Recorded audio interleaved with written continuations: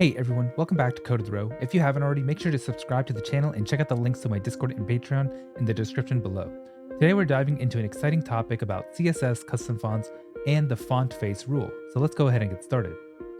So what exactly are custom fonts? Well, by default, web pages use standard fonts like Arial, Times New Roman, or Helvetica.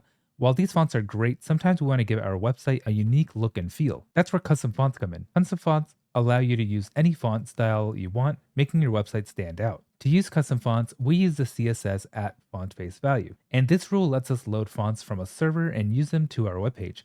So let's take a look at the basic syntax of font face. So the first thing we're going to do is I'm just going to reference this style sheet called style.css in my HTML to in blank style.css. And I'll be running it using live server, which is an extension called live server.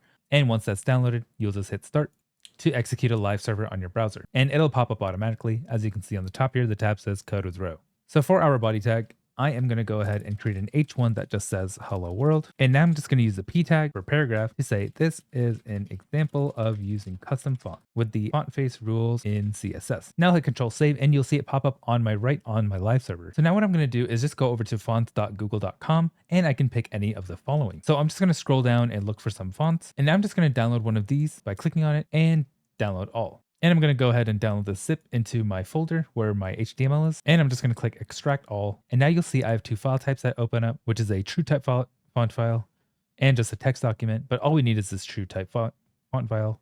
And I'll double click to install it onto my computer. And now once it's done installing, I'm just going to go back to my style.css. And I'm going to start formatting my website to use the font that we just created. So the first thing I'm just going to do is just add an @font face and declare my variable for the font family. So in single quotes, I'm just going to call this Babus Neue, just like the name of the font itself. And then for the source URL, I want to reference it to the name of the file over here. So I'll just call this babusneue-regular.ttf. And I actually want this to be in single quotes. And I'll do a format of true type. I just want to set the font weight and font style to normal. And now when I hit Control Save, nothing's actually happening, but we have loaded our file onto our CSS, which is good. Now in our body tag, this is when we'll start seeing the changes. So I'm going to just select font family to be this Neue variable that we've created up here. So now after just adding this font family of this variable we created that references our file, if I were to just close this off and hit save, you'll see that on the right, it is showing the exact font that we downloaded. But let's clean it up a little bit. So I'm going to add Arial, sans serif over here, and I'll add a margin of 20 pixels. And then I'm going to add a background color of something a bit more off-white. Actually, I'm going to do something like dark gray or closer to black and make it a little bit more modern. So for the background color, I'll just select something like hashtag 2C2C2C. And when we hit save, you'll get this dark sleek color. But now the fonts are a bit hard to read. So I'm just going to select color and change that to white, just like that.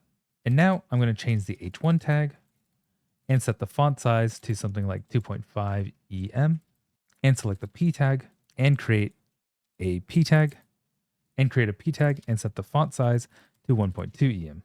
So in this example, if we use our custom font and if it fails to load, then it will load Arial as default. And if Arial and this Babus Neue fail to load, then it will use sans serif. And that's it for today's tutorial on CSS custom fonts and the @font face. I hope you found this video helpful and excited to try out custom fonts on your own projects. Don't forget to like, comment, and subscribe to stay updated with more coding tutorials. Thanks for watching and happy coding.